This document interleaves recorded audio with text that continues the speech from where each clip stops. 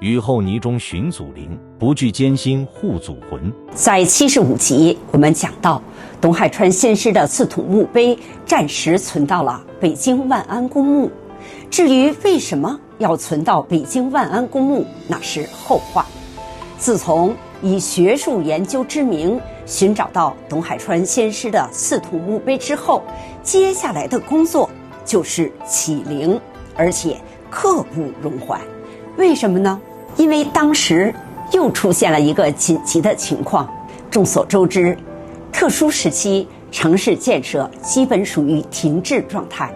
10年前10多岁的孩子一下子都长大了，面临着结婚生子，所以当时住房是相当的紧张。特殊时期一结束，国家马上投入了城市的基本建设，解决居民的住房紧张问题。当时李子明先生听说在董海川先师的原墓址要建居民楼，就是现在的柳芳南里。这样一来就出现了2种情况：第一，不可能在原址恢复董先师的墓；第二，盖起了居民楼也不可能再找到董先师的遗骨。面对这样的情况，子明先生和八卦掌各支系的老前辈当机立断，决定立刻寻找董先师的遗骨。80年代初，人们还是单休，就是每周只休息1天。寻找董海川先师遗骨的那天正是工作日，年轻人不能请假，都去上班了。而到现场寻找遗骨的是以老拳师为主，还有部分年轻人。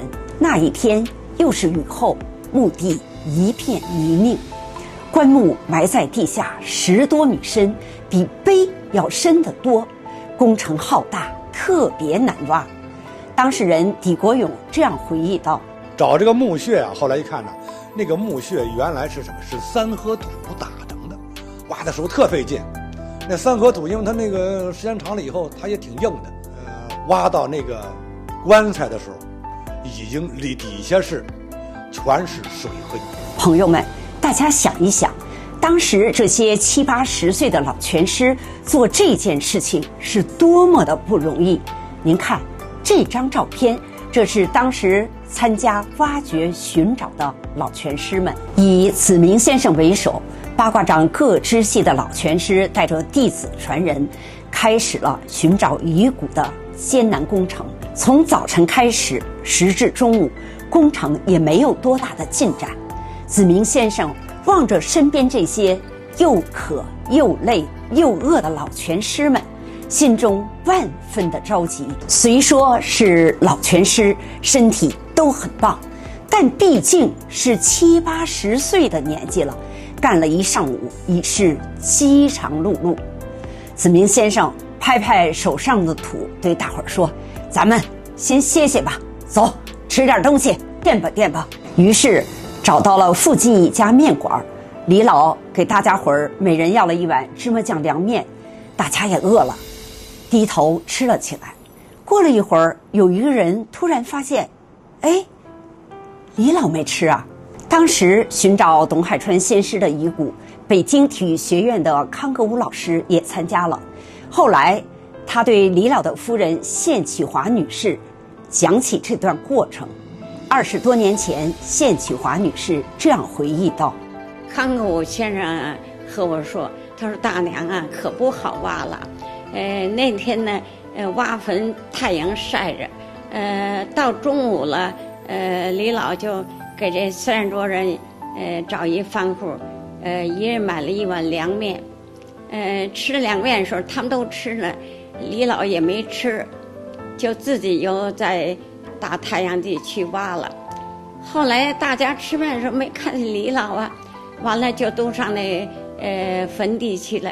一看，老头自己在那挖的，大家还挺受感动的。没得休息，继续又挖。工程进展缓慢，找不到棺木，李老是万分着急，因为这件事是他发起的，请来了这么多八卦掌的老前辈、老拳师，自己责任非常重大。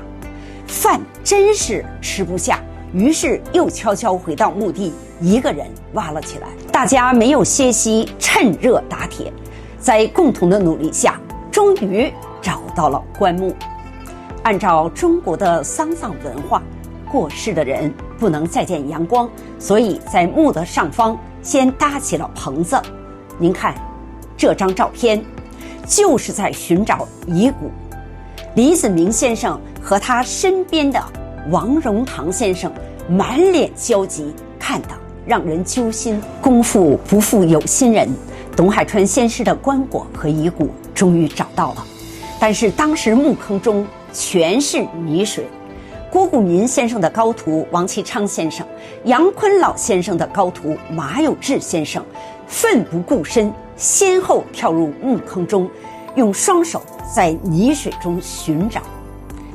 20年前，当事人李功成和狄国勇这样回忆道：找了2颗牙，一撮头发，一个来讲呢，这个大腿骨，我老师也说，看到没有，这就是练八卦掌的腿骨。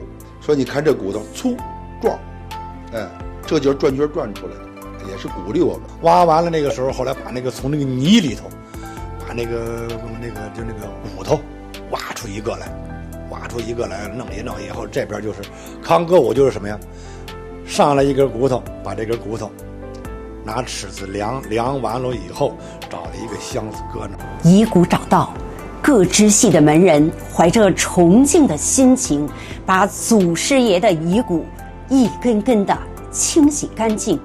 据谢启华女士回忆，清洗遗骨的盆都是新买的白色搪瓷盆，可能现在的年轻人有的都没有见过。清洗好的遗骨用新的红布小心翼翼地包裹好，这时大家才踏实了许多，长出一口气。可是这遗骨放在哪儿呢？还是要放到万安公墓，可东直门外小牛坊村距万安公墓可是不近的距离，当时又没有车，怎么办呢？于是大家又从墓地跑到公路边，纷纷挥手去劫车，劫了好几辆，不是不停就是不管，最终劫到了一辆卡车。开始师傅听说将遗骨送到万安公墓也不乐意，但是禁不住大家好说歹说，小明大义，师傅也深受感动，于是同意帮忙将董海川先师的遗骨送到万安公墓，也没留下姓名。今天借此视频向当年这位师傅表示敬意。那时已是下午3点多了，由李子明先生、杨坤先生等20余人将董海川先师的遗骨护送到了万安公墓。下一集继续为您播讲八卦掌重大的历史事件。